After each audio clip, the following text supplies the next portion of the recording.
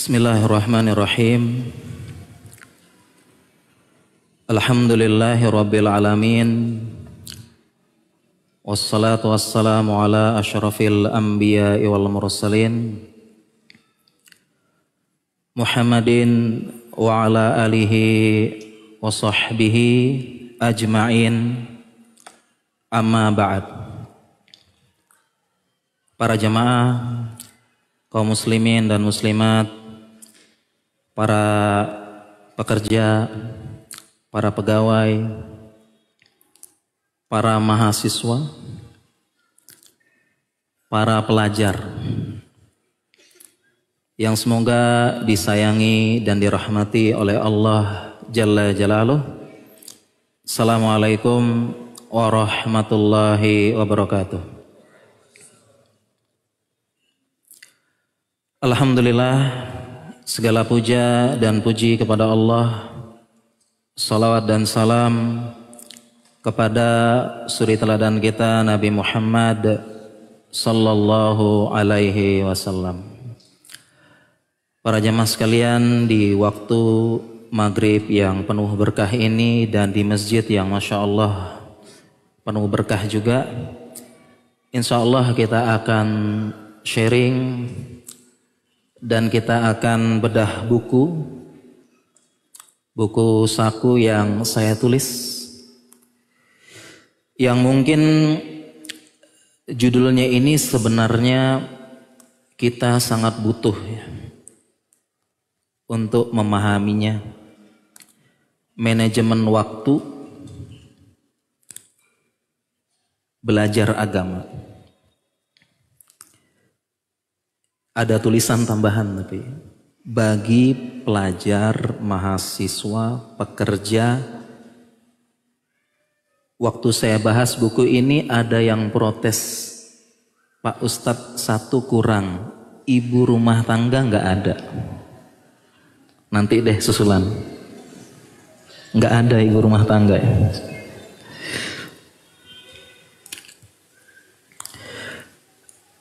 Dan buku ini kurang lebih pengalaman saya dan pengalaman senior-senior saya. Jadi bukan saya pribadi, tapi pengalaman senior-senior dulu ketika saya di Jogja belajar kedokteran,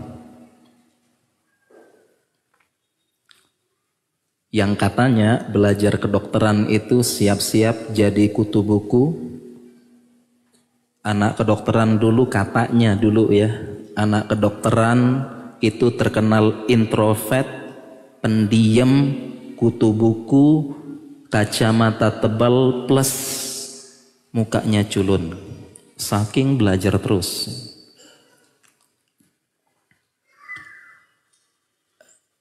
Dan belajar dulu butuh waktu yang cukup banyak, kegiatan ditambah lagi dengan praktek ya.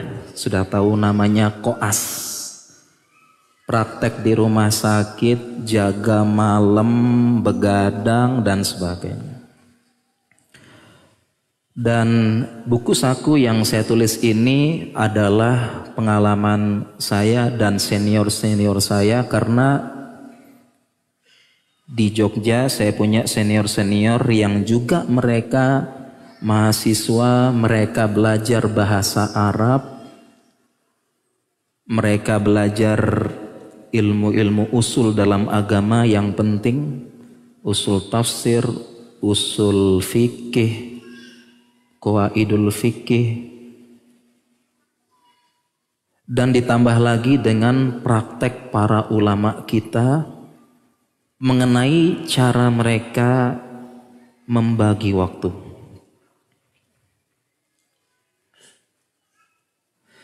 Dan dari buku saku ini saya ingin menyampaikan kan pesan penulisnya, bahwasanya tidak ada uzur, tidak ada alasan tidak belajar agama.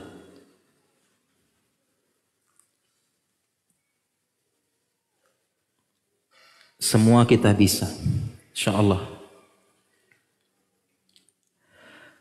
Dan di buku saku ini juga saya menuliskan beberapa pengalaman-pengalaman ulama-ulama kita dalam membagi waktu mereka belajar agama. Thalabul ilmi faridhatun ala kulli muslim. Kita sudah hafal semua, wajib belajar agama. Dan ternyata kalau kita lihat contoh para ulama, saya ceritakan dulu para ulama-ulama kita, mereka membagi waktu luar biasa. Bahkan kalau kita bicara dari Rasulullah Shallallahu Alaihi Wasallam, para sahabat, tabiin, tabiut tabiin, para ulama, ini mereka manajemen waktunya luar biasa. Hanya saja kita yang tidak pernah mencontoh mereka, membaca sirah mereka, lalu melihat bagaimana kehidupan mereka. Manajemen waktu ini rahasia orang-orang sukses di zaman sekarang. Mau sukses dalam bidang apapun, agama, politik, ilmu dunia, bisnis, semuanya kembali ke manajemen waktu. Dan yang ingin kita tekankan, ternyata para ulama kita sudah mengajarkan, sudah mencontohkan, dan terbukti ada dalam sirah-sirah mereka. Saya nukilkan juga nanti ucapan-ucapan ulama tentang manajemen waktu, praktek mereka dan hasilnya.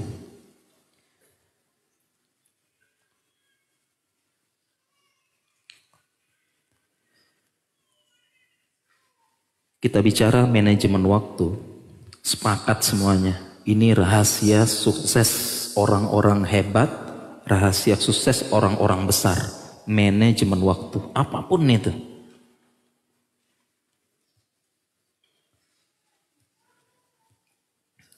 Pengusaha, politik, kemudian coba kita lihat orang-orang hebat, orang-orang besar. Para guru-guru kita, para asatizah. Bisa nggak kita janjian mau ketemuan, kita minta waktunya? Bisa tidak para jamaah? Nggak bisa. Mereka manajemen waktu teratur dan memang ada ilmunya. Dikunci adalah manajemen waktu memang. Bahkan ya, saya pernah membaca itu beberapa tokoh-tokoh terkenal dunia, CEO, kemudian pemilik akun sosmed terbesar di dunia ini, katanya bajunya cuma satu model. Iya nggak jamaah? Bajunya apa? Bajunya satu model. Ya, seperti dia cuma kaosan aja. Bajunya nggak ada model yang lain, dia satu model. Ternyata ada rahasianya. Kenapa satu model? Supaya nggak buang-buang waktu mikirin apa baju yang dipakai untuk kondangan, untuk acara resmi, untuk pergi peresmian, untuk apa, nggak bingung. Jadi waktunya nggak habis untuk apa, sekedar pilih baju. Beberapa tokoh-tokoh terkenal bajunya cuma satu modelnya. Sampai segitu pentingnya manajemen waktu ini. Rahasia orang-orang hebat, sukses dan besar. Nah, tetapi para jamaah sekalian, teman-teman, saya ingin mengajak kita semua ini kembali mencontoh ulama-ulama kita. Bagaimana mereka manajemen waktu?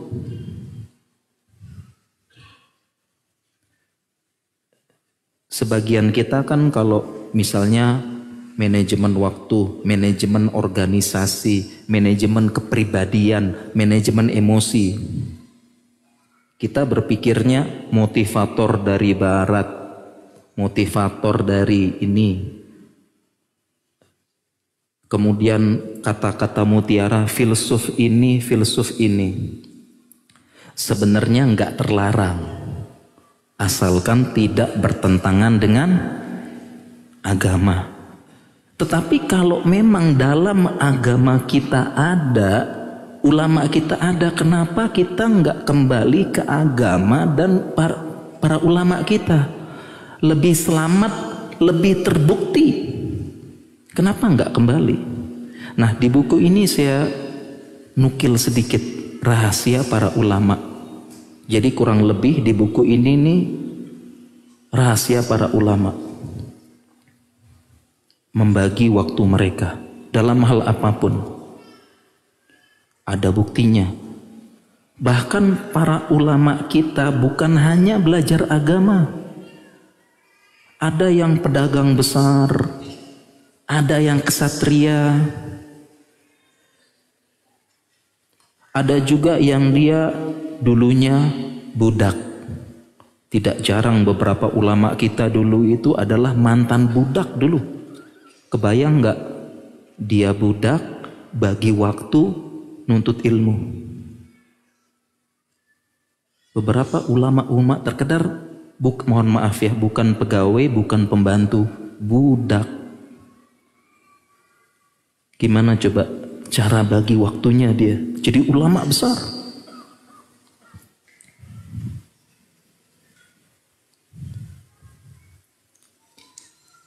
Kalau saya ceritakan di sini cuma saya sebutkan, memang para jamaah ini buku saku, tapi kalau kita syarah muqaddimahnya satu pertemuan, nggak cukup nih. Makanya saya usul sama panitia, nanti habis isya kita tanya jawab aja ya. Mungkin kadang-kadang jamaah itu butuh prakteknya, butuh kok saya begini susah ya, bertanya sesuai dengan keadaan. Nah sekarang ngalir dulu aja. Kalau muqaddimah aja ya sekarang ya. Oke, ini muqaddimah dulu nih. Ya, muqaddimahnya ya. Intinya kembali ke para ulama kita. Manajemen waktu mereka.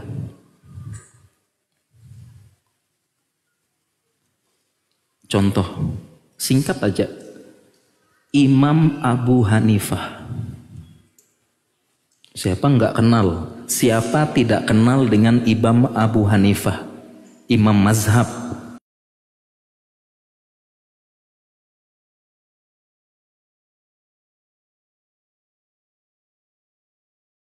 Alasan, waduh Ustaz, susah, nggak sempat ngejar omset, gitu ya. Imam Abu Hanifah.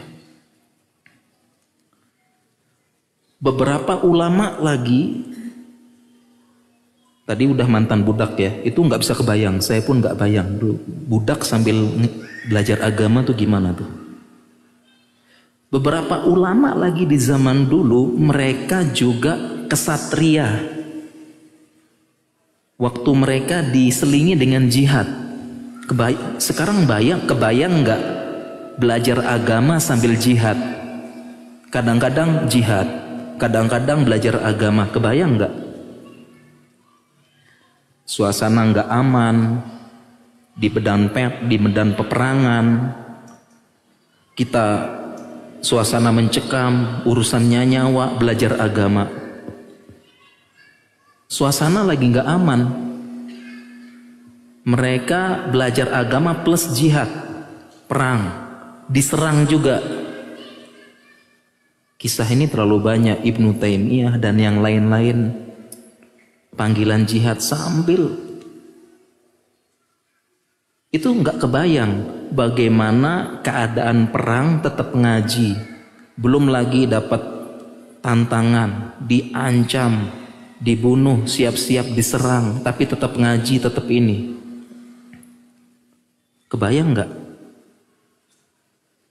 Kita aja gempa ini libur kajiannya, atau ada apa libur kajian.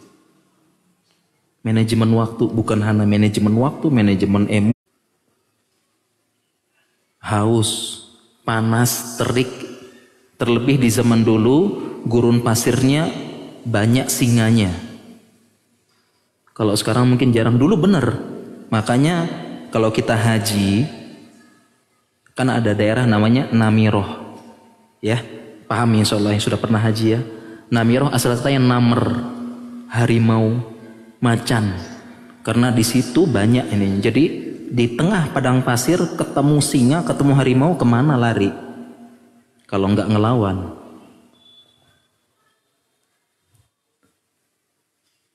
Capek, haus, belajar. Itu manajemen waktunya gimana? Safar ke kota mana nyari hadis?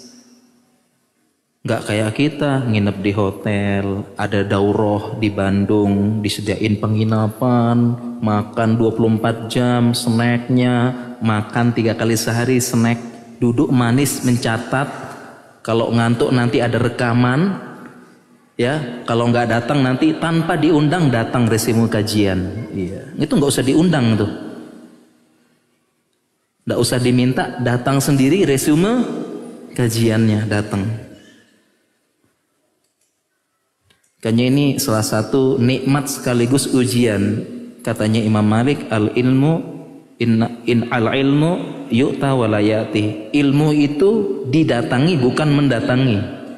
Nah di zaman kita yang membuat ilmu tidak berkah dan tidak menghasilkan amal, hanya sekedar wawasan dan bacaan menyenangkan, karena ilmu datang sendiri. Al ilmu yu'ta walayati. Ilmu didatangi bukan mendatangi. Sekarang ilmu itu mendatangi kita. Datang protes, datang ini, buka akun ini, ilmu datang semuanya.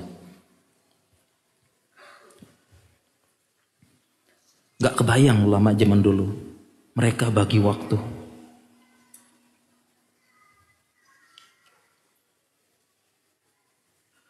Dan justru para ulama di zaman dulu itu bisa dipastikan mereka itu tidak ada yang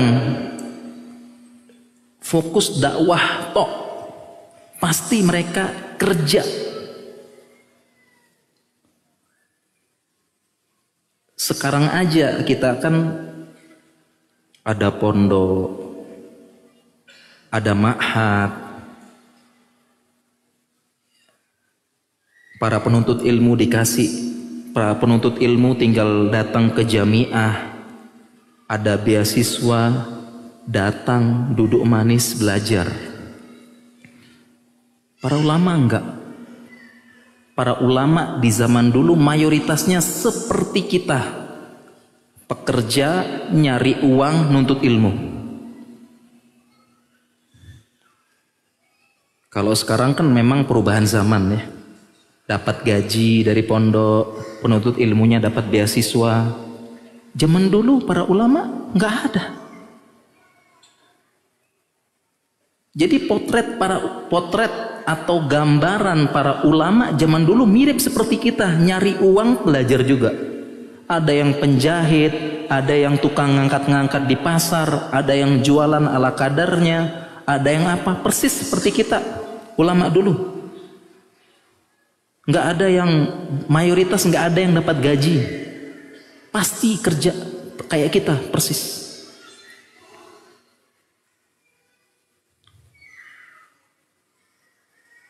Safar ke Baghdad, safar ke Khurasan, safar sampai ke Turkmenistan, safar kemana-mana. Jangan salah, sampai sana kerja dulu, jualan di pasar, jualan apa, ini dan sebagainya, sambil nutut ilmu. Itu lama kita.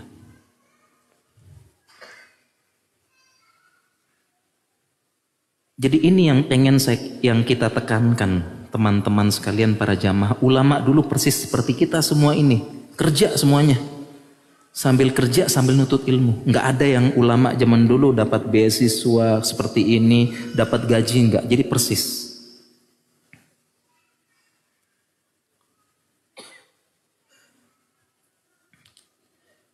Dan demikian juga itu ulama zaman dulu. Dan ulama zaman sekarang pun ada. Ulama zaman sekarang, di sini saya tulis ya, ada beberapa yang mereka juga bekerja atau kuliah di universitas umum, dulunya anak SMA bukan anak pondok, dulunya anak kuliahan bukan anak pondok, dulunya juga pekerja, pegawai, mereka belajar agama. Contoh misalnya kalau ulama pertengahan Ibnul Qayyim Al-Zaujiyah, beliau tobib sekaligus ulama. Kalau beberapa ulama di zaman sekarang saya sebutkan di sini ada misalnya Syekh Abu Ishaq Al-Huwaini, ya, beliau S1 bahasa Spanyol. Syekh Muhammad Soleh Al-Munajjid, beliau manajemen industri. Syekh Mustafa Al-Adawi, beliau teknik mesin. Banyak ulama semua, insya Allah. Itu kita sebutkan.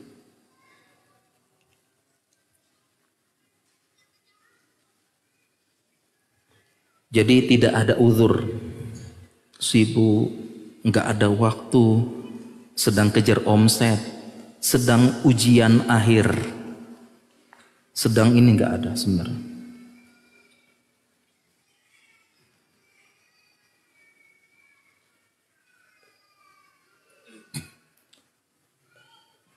Dan kalau kita kembali kepada Al-Quran dan Sunnah, betapa banyak ayat dan hadis-hadis itu membicarakan tentang manajemen waktu. Terlalu banyak saya sebutkan di sini. Saya sebutkan satu aja. Bagaimana seorang muslim harus, tadi kan kunci sukses bagi manajemen waktu, itu sudah ada. Satu dalil aja, yaitu dalam Al-Quran, di mana kebanyakan Allah bersumpah dalam Al-Quran itu bersumpah dengan waktu.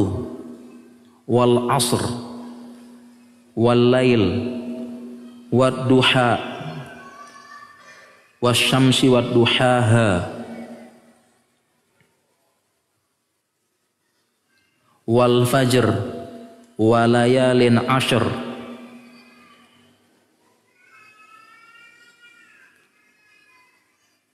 Allah bersumpah dengan waktu. Kalau kita belajar ilmu usul tafsir, ketika Allah bersumpah dengan makhluknya, yang boleh bersumpah dengan makhluknya hanya Allah, kalau kita nggak boleh. Ketika Allah bersumpah dengan makhluknya, muqsam bihi, yaitu yang digunakan untuk bersumpah, itu menunjukkan makhluk itu istimewa. Itu ilmu dalam ilmu usul tafsir. Berarti makhluk itu istimewa. Dan yang paling banyak Allah gunakan bersumpah, waktu.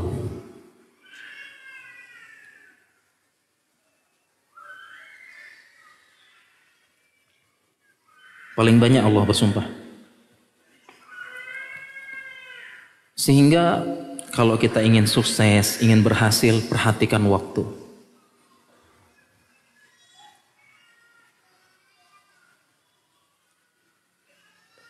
Dan manajemen waktu hampir menjadi kesepakatan semuanya. Penting mengaturnya dan waktu itu berharga. Coba orang Inggris bilang apa? Time is money. Waktu adalah uang. Berharganya waktu.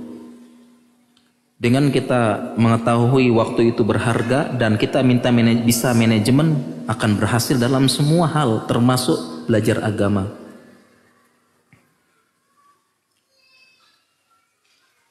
Kalau orang Arab mengatakan al-waqtu anfasun la ta'ud, waktu adalah nafas yang gak bisa balik lagi.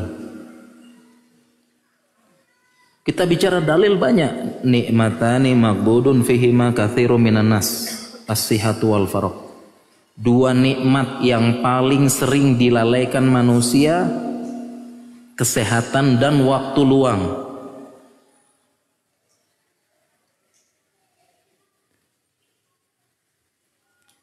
kita masuk ke perkataan-perkataan para ulama. Bagaimana ulama-ulama berbicara tentang waktu. Para sahabat Ibnu Mas'ud,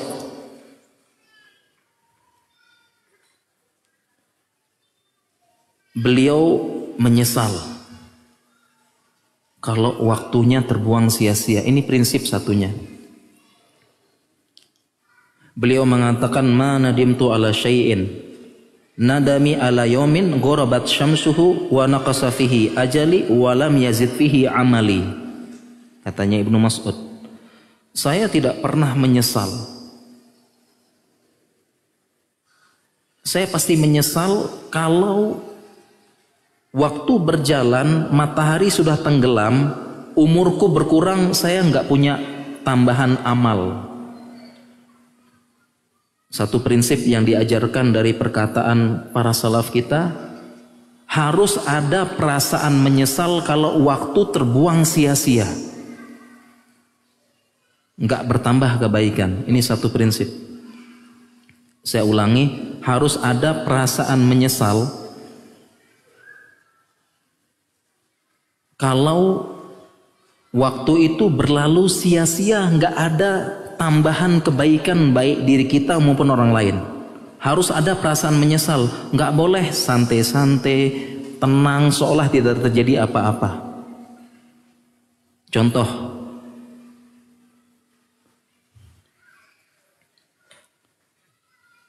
salah satu yang paling banyak menyita waktu kita kan gadget, HP.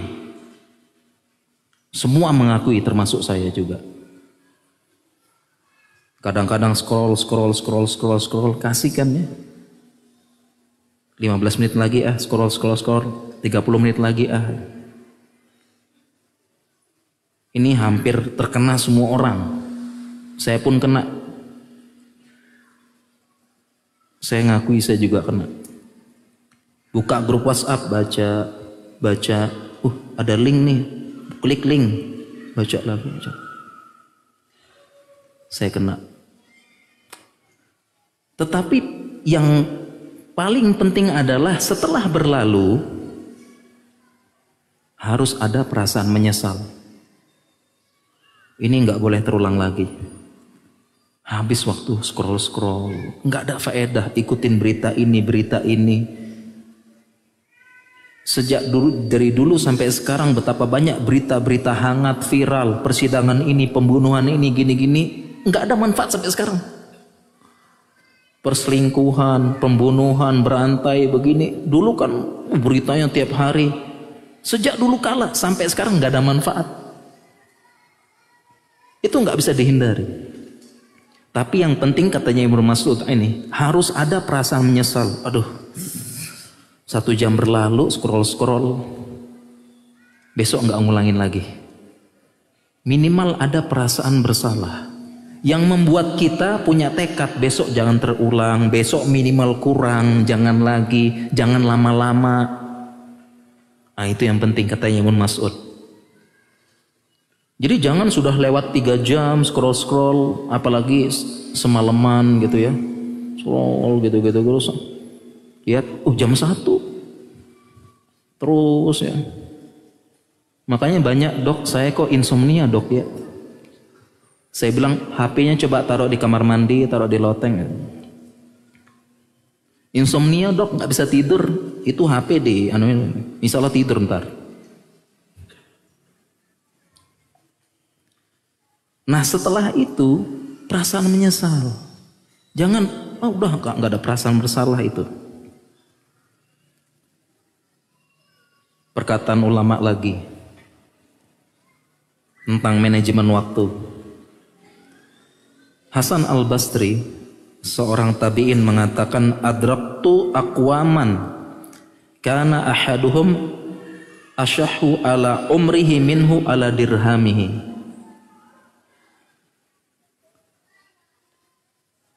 Hasan al-Basri mengatakan, saya menjumpai suatu kaum, yaitu teman-teman sesama penuntut ilmu. Mereka ini kalau masalah waktu pelit. Masalah waktu pelit. Tetapi kalau masalah dirham mereka kasih. Sehingga rahasia sukses orang-orang hebat, mereka pelit dengan waktunya. Waktu berharga, pelit. Kalau dirham sekasih, tapi kalau waktu enggak. Makanya orang-orang hebat, orang-orang besar, orang berhasil enggak bisa. Kita minta waktunya, ajak ketemuan mendadak, enggak bisa. Contoh nyata para asatizah kita, enggak bisa. Kita WhatsApp pagi, mungkin tak malam dibales.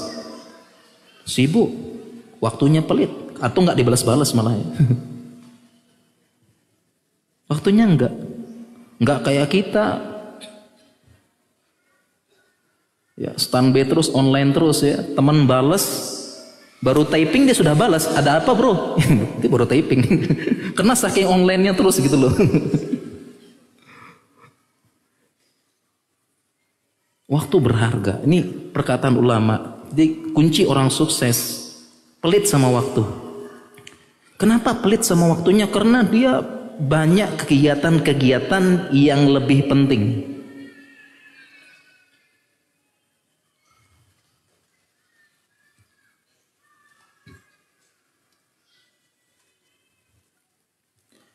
Itu tadi beberapa perkataan ulama. Banyak perkataan-perkataan ulama, prinsip-prinsip mereka, prinsip-prinsip terkait dengan pengaturan waktu banyak. Nanti dibaca deh di buku ya, lebih lengkap. Ini saya sebutkan sebagian. Kemudian prakteknya. Prakteknya jangan ditanya.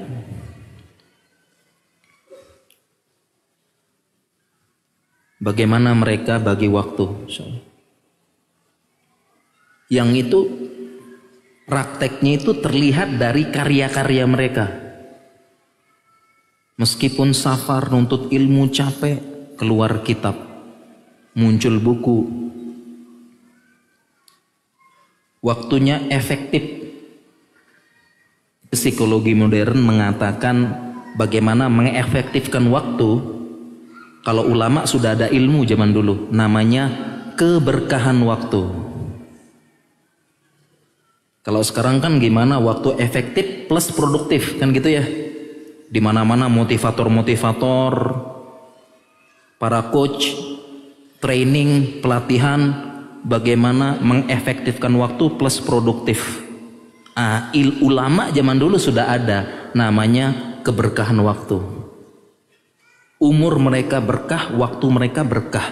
Dalam keadaan sempit, sulit, susah, keluar karya yang bermanfaat bagi kaum muslimin.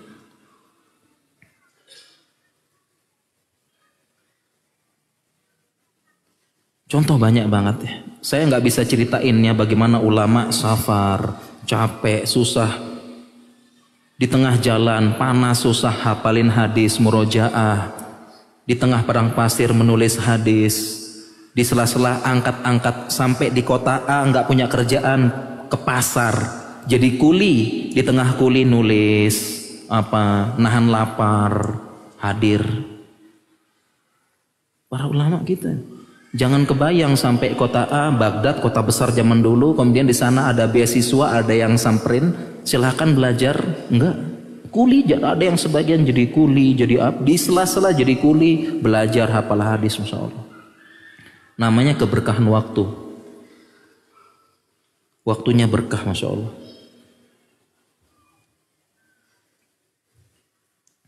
Contoh banyak, Insya Allah.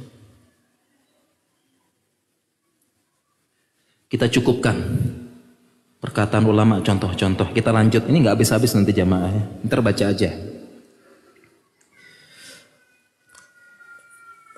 Kemudian bab selanjutnya, tadi baru mukadimah. Nah ini bab selanjutnya. Tadi baru belajar agama, kewajiban setiap orang dan contoh ulama ya, ulama yang dahulunya pelajar, ilmuwan. Nah, sekarang kita masuk ke kiat manajemen waktu belajar agama.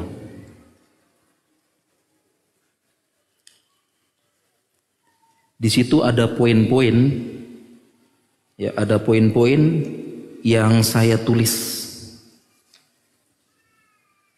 Saya bacakan dulu ya. Bacakan dulu. Jadi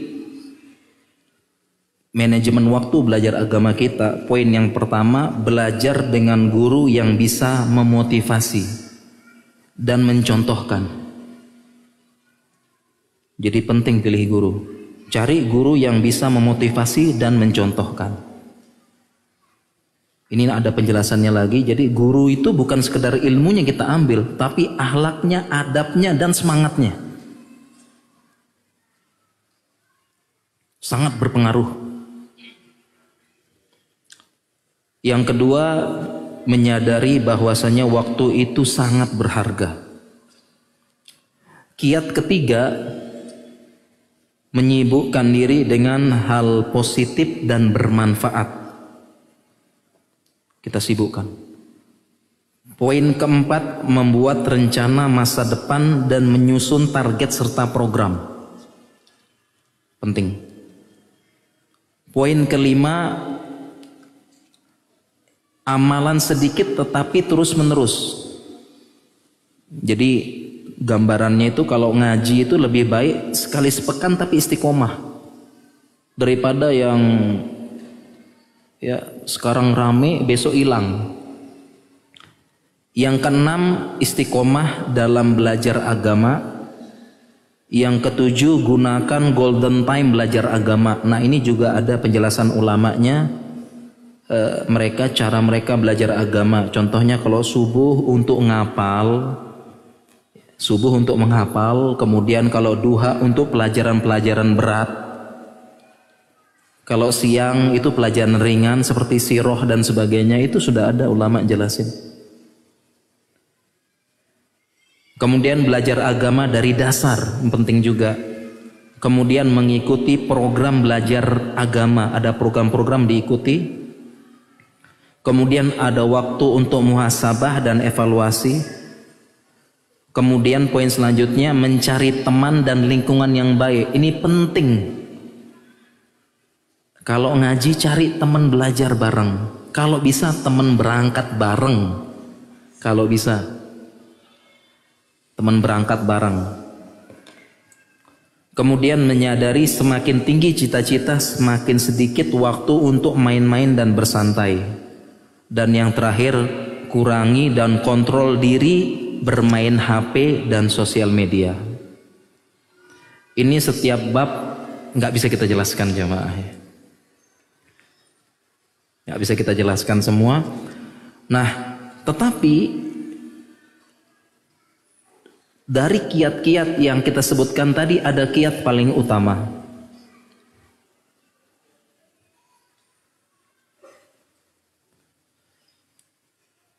Ada kiat paling utama bagaimana kita bisa manajemen waktu, yaitu menimbulkan rasa cinta. Karena kalau kita sudah cinta, sudah hobi, sudah suka, maka kita akan menyisihkan waktu untuk hal-hal yang kita sukai, kita hobikan, dan kita cintai apapun keadaannya. Jadi dari semua kiat-kiat tadi, kiat paling utama adalah menimbulkan atau menumbuhkan rasa cinta. Makanya Allah berfirman, "Qul in kuntum tuhibbunallah fattabi'uni yuhibbukumullah wa yaghfir lakum dzunubakum." Yang sebagian ulama mengatakan ini ayat mihnah, ayat ujian. Katakanlah kalau kamu memang cinta, kalau kamu memang ngaku-ngaku cinta Allah, fattabi'uni, ikuti aku, katanya Nabi SAW.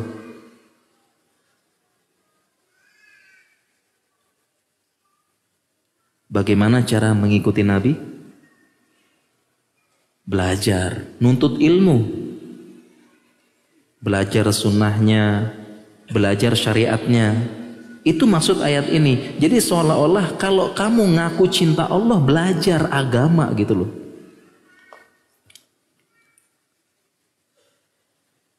Kalau orang sudah cinta, sudah hobi, sudah senang, Sebenarnya nggak perlu teori macam-macam. Waktu udah azan. Kita sholat dulu. Ya, kita 1 menit lagi. Ya, ini sudah tutup. Lanjut dikit. Ya, ini lanjut. Tinggal 1 menit lanjut. Jadi poin utamanya teman-teman sekalian para jamaah, kalau kita sudah cinta, nggak perlu kiat-kiat yang saya baca tadi ada 13-15 kiat, nggak perlu.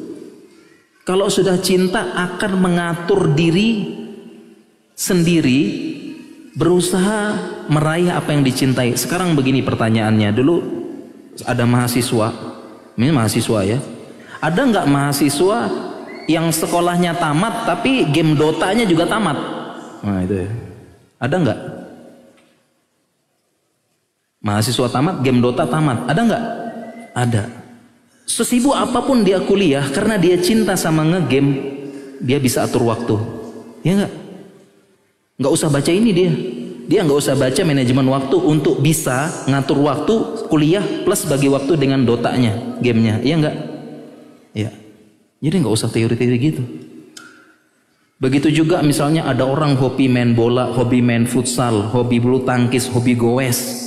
Itu nggak perlu baca buku ini supaya dia bisa bagi waktu antara kerja, izin istri, bagi waktu sama goes, apa nggak perlu. Dia akan putar otak sendiri bagaimana bisa bagi waktu dengan yang dicintai. Kurang lebih seperti itu demikian. Paham jamaah ya? Selanjutnya nanti kita bahas setelah ini azan. Insyaallah. Bismillahirrahmanirrahim. Alhamdulillahirabbil alamin. Wassalatu wassalamu ala Rasulillah.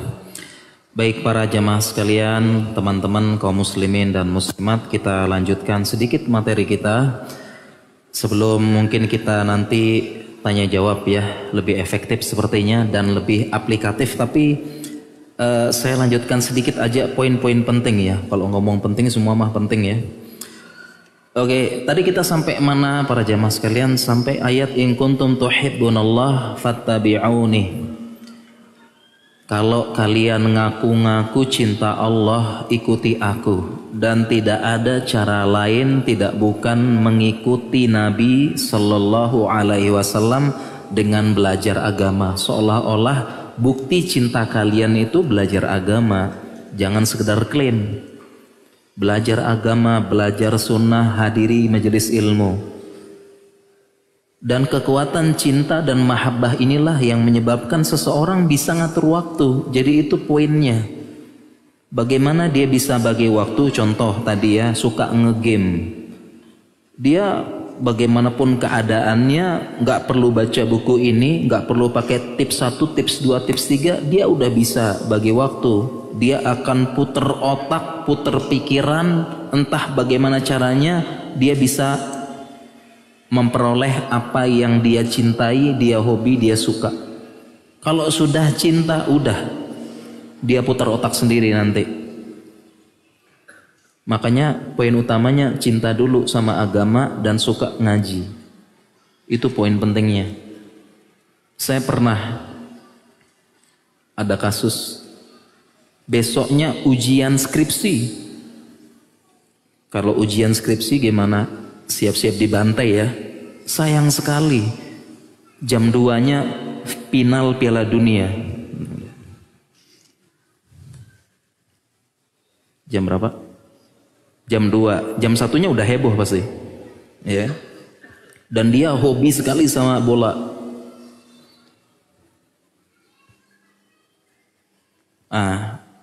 Ternyata dia nggak perlu baca manajemen waktu apa gitu, nggak perlu. Dia putar otak sendiri bagaimana supaya dia dapat dua-duanya.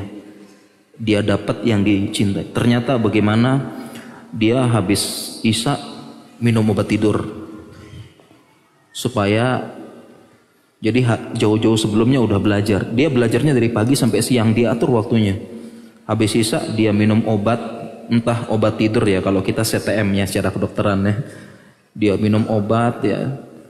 Habis isya tidur, biar cukup tidurnya, ntar jam 1 dia bangun. Karena dia mengusahakan putar otak, ada waktu untuk yang dicintai, nonton dulu final Piala Dunia. Kemudian dia berdoa mudahan nggak penalti gitu ya. Supaya habis selesai dia tidur lagi. Nanti dia pasang alarm jam 6:30 bangun, mandi, siap berangkat. Jadi dia sudah putar otak tuh bagaimana memperoleh apa yang dicintai, kan gitu. Jadi intinya kalau sudah cinta nggak usah pakai gini-gini itu. Dia putar otak sendiri nanti. Manajemen waktu tuh kuncinya cinta. Ayat tadi.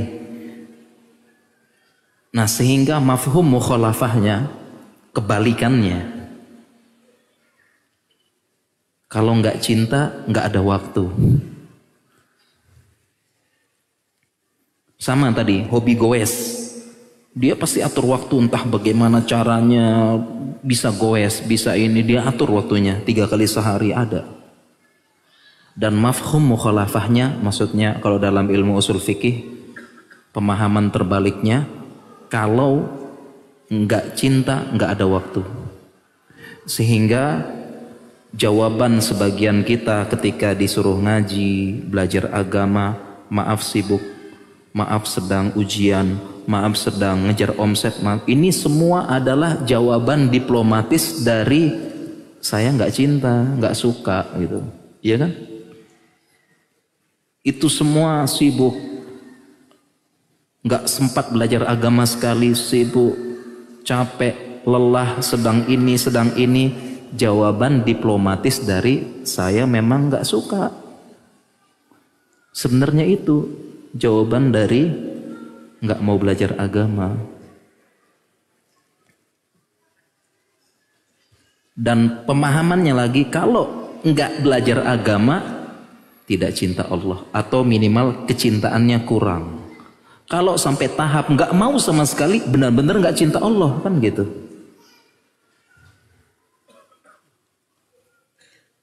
Jadi kita tumbuhkan rasa cinta dulu, senang belajar agama, merasakan ketenangan, belajar agama mengantarkan kepada akhlak yang baik, mengantarkan kepada adab, merasakan ketenangan. Fa anzalallahu ala sakinata fi qulubil mu'min, Allah turunkan ketenangan hati dalam hati. Jadi nikmat belajar agama, kita kejar. Makanya dibalik dari teman-teman itu ada yang kerja, ada yang jadi mahasiswa, ujian akhir, tugas, belajar, presentasi, KKN. Karena sudah cinta ilmu agama, seolah-olah ngaji, hadir majelis ilmu itu adalah hiburan. Karena jadi hobi, jadi suka. Kadang-kadang kita belajar ilmu kedokteran pusing apa dan sebagainya, hadir majelis ilmu, membaca Al-Quran, membaca syarah ulama, keajaiban Al-Quran, keajaiban lafaz katanya, kemudian hikmah-hikmah itu jadi tenang, santai, nikmat. Itu hiburan jadinya. Kita ngaji ke majelis ilmu. Saya di kedokteran belajar anatomi, belajar ini ya, Masya Allah hafalannya banyak.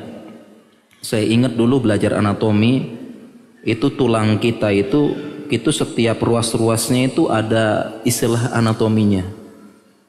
Jadi cuma satu garis, ini kan tulang nih. Kalau dulu kan kita belajarnya tulang hasta, tulang iga. Kalau ini pakai bahasa Latin, tulang femur dan sebagainya. Dan setiap tulang itu ada, setiap luasnya itu ada pelajaran-pelajaran, ada nama-namanya lagi.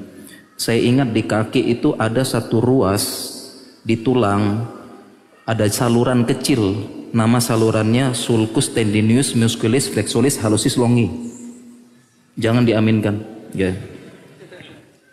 Cuma itu doang ya. Itu kan belajar pusing ya, belajar anatomi apa gitu. Kemudian tapi ketika buka lagi ya, buku ulama, hadir majelis ilmu, nah ini baru senang, tenang seperti itu. Jadi kuncinya para teman-teman sekalian, para jamaah, kita tumbuhkan dulu rasa cinta. Enak belajar agama, nikmat, ketenangan, dan tidak bisa diraih kecuali dengan ikhlas. Bukan datang ke sini pengen rame-rame, pengen heboh, pengen ketemu ustadznya, pengen foto ustadznya, pengen nanti posting di Instagram, pengen apa, enggak ikhlas. Karena Allah, disitulah kita akan merasakan nikmatnya nuntut ilmu, ketenangan, dan hadis-hadisnya udah banyak kan. Nazarat alaihimus sakinah wa ghasyiatumur rahmah wa hafathumul malaikah wa dzakarallahu fi man indah. Itu menjelaskan tentang ketenangan, dan memang kita di dunia ini kan prinsipnya nyari ketenangan dan kebahagiaan. Nah kemudian saya bacakan poin-poinnya aja yang penting ya, langsung beberapa aplikasi-aplikasi penting. Contoh misalnya di sini poin ke-7 kita gunakan golden time belajar agama. Nah, golden time belajar agama khusus untuk pekerja, mahasiswa dan sibuk, golden time-nya adalah ba'da subuh dan ba'da maghrib.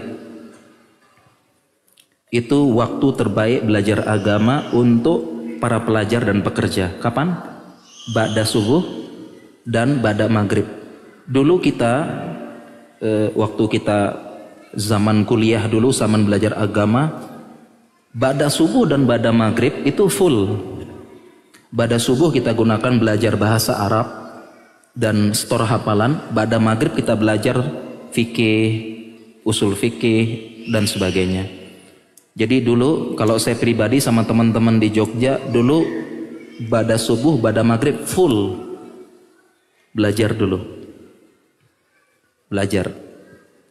Nah, full. Kadang-kadang kita ke rumah ustadz belajar. Di rumah ustadz belajar ilmu-ilmu penting ya, ilmu-ilmu yang tidak didapatkan di majelis ilmu seperti ini. Belajar ilmu-ilmu yang mendalam, ilmu-ilmu usul. Kita belajar. Jadi ba'da maghrib sama ba'da isya dulu full. Begitu juga setelah giliran kita sekarang belajar, kita mengajarkan, dulu jadwal kita juga penuh. Kita usahakan habis subuh sama maghrib sama isya ini golden time belajar agama yang insya Allah tidak akan mengganggu aktivitas kita. Coba misalnya habis subuh jam 3:30, jam 4 dari masjid itu jangan bubar dulu, belajar setengah jam, belajar tahsin, belajar bahasa Arab, kemudian sholat syuruk, pulang. Ganggu kerjaan nggak ganggu. Dulu itu ya, dulu mahasiswa ya, belum punya anak, belum punya istri ya, tapi setidaknya adalah gitu ya. Itu waktu golden, contoh aplikasinya. Demikian juga maghrib sama isya. Habis maghrib sama isya belajar, habis itu sudah, habis isya kerjain tugas apa dan sebagainya, nggak terganggu sama sekali. Jadi kalau bisa golden time ini dimanfaatkan. Makanya teman-teman yang lagi belajar, yang mana manfaatkan habis subuh.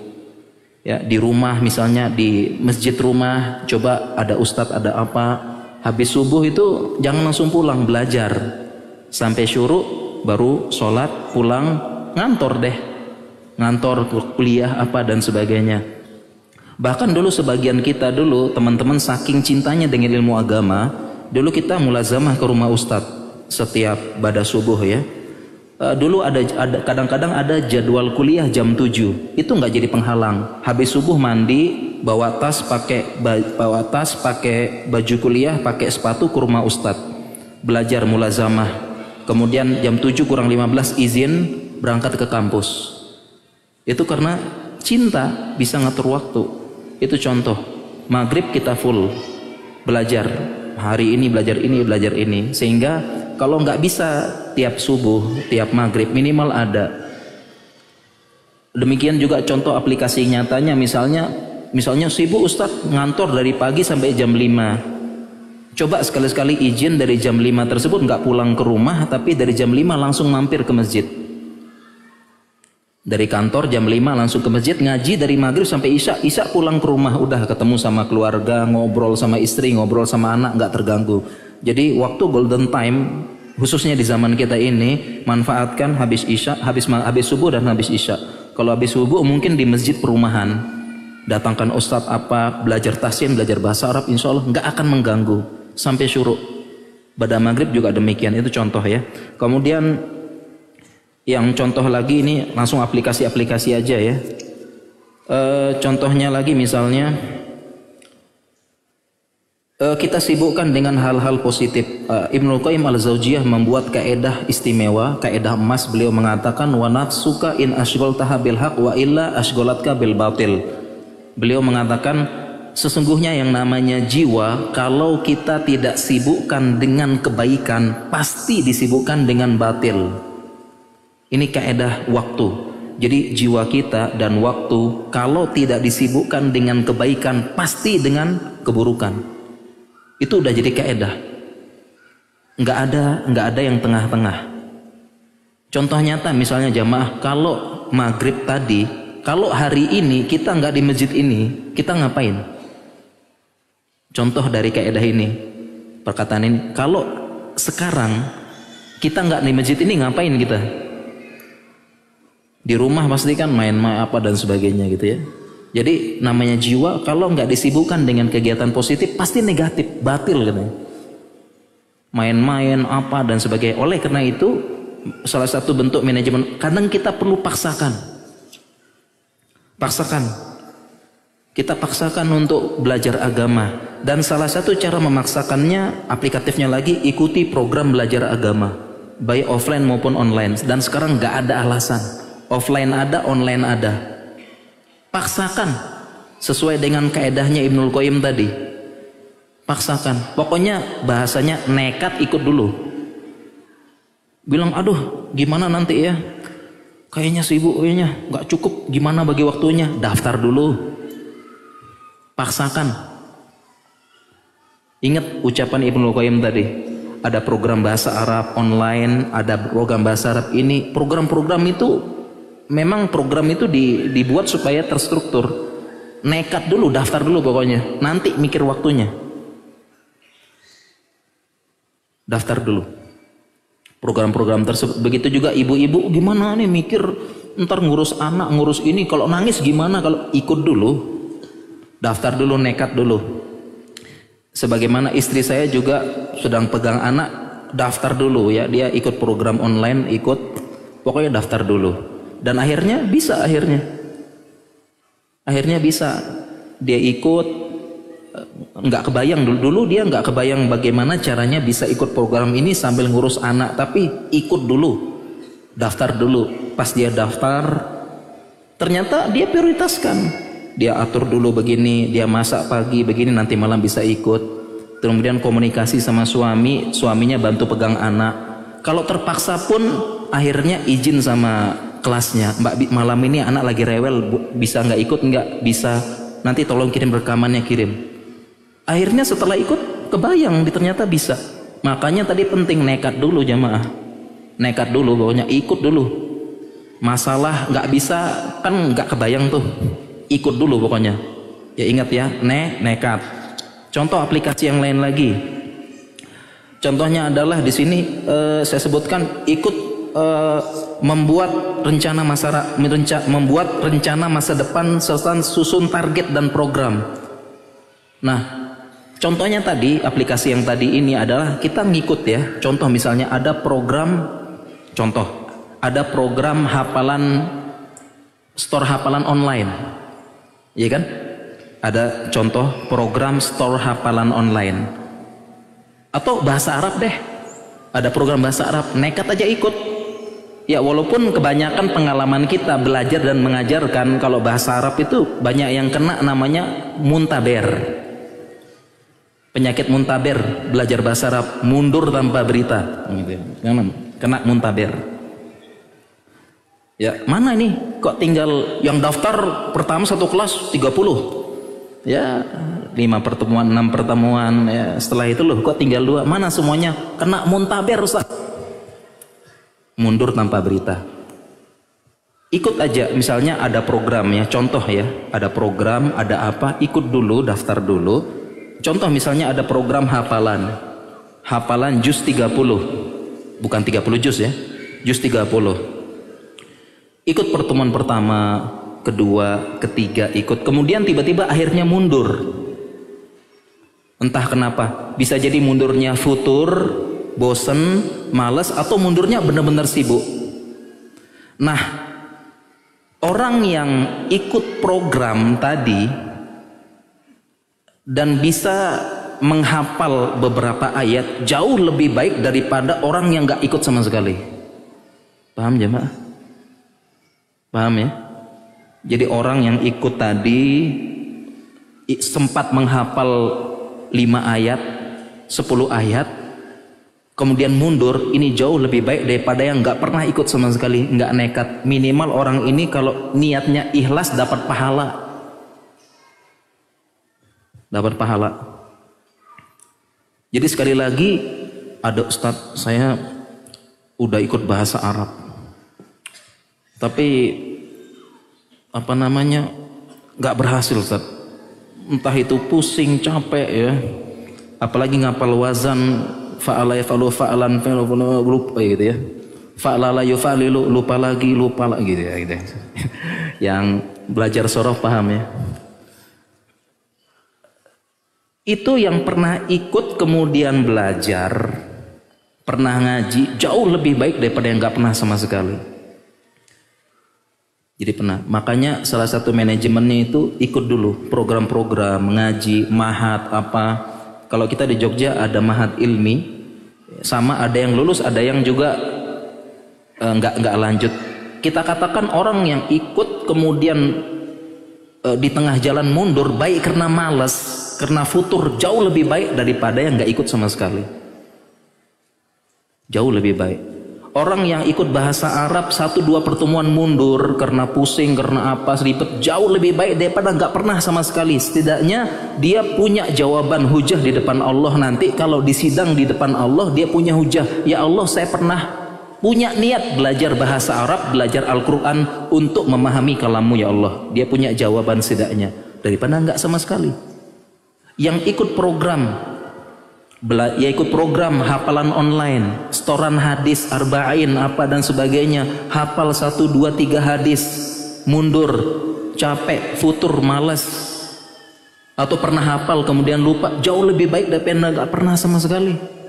Setidaknya dia punya hujah depan Allah nanti di sidang, apa buktimu kamu cinta dengan Rasul? Saya pernah hafal ya Allah, pokoknya dulu pernah niat, tapi ya maafkan ya, pokoknya ada jawaban. Hafal Al-Quran begitu. Ini contoh aplikasi nyata. Maka jamaah, kadang-kadang jiwa kita ini perlu dipaksakan.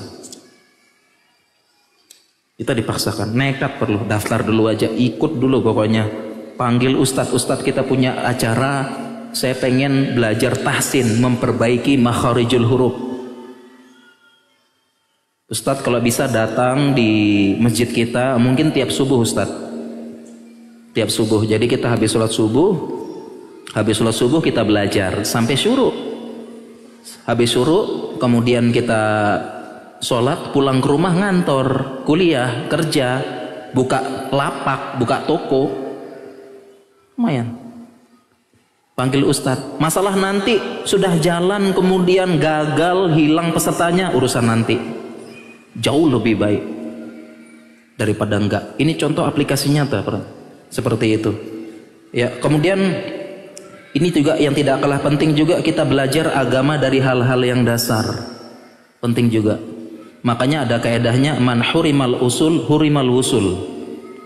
Itu ungkapan terkenal di antara para ulama, man hurimal usul hurimal wusul. Barang siapa yang diharamkan tidak belajar ilmu-ilmu usul, dia nggak bisa wusul. Wusul itu wasola yasilu wusul, sampai. Jadi kalau nggak belajar ilmu dasar, nggak akan sampai tujuan belajar agama. Oleh karena itu salah satu tips belajar agama, kita belajar dari yang dasar. Apa yang dasar tersebut? Akidah, tauhid, fikih keseharian, akhlak dan adab. Jangan baru belajar agama langsung bahasanya sataftariku hadhil ummah, akan terpecah umat. Ya, ala salasin wa sab'ina milatan kulluha finnar, gitu ya. Baru belajar agama maksudnya. Bukan artinya nggak boleh belajar, tapi belajar dasar-dasar dulu. Termasuk belajar dasar dari agama adalah tahsin, memperbaiki makharijul huruf. Itu dasar dulu.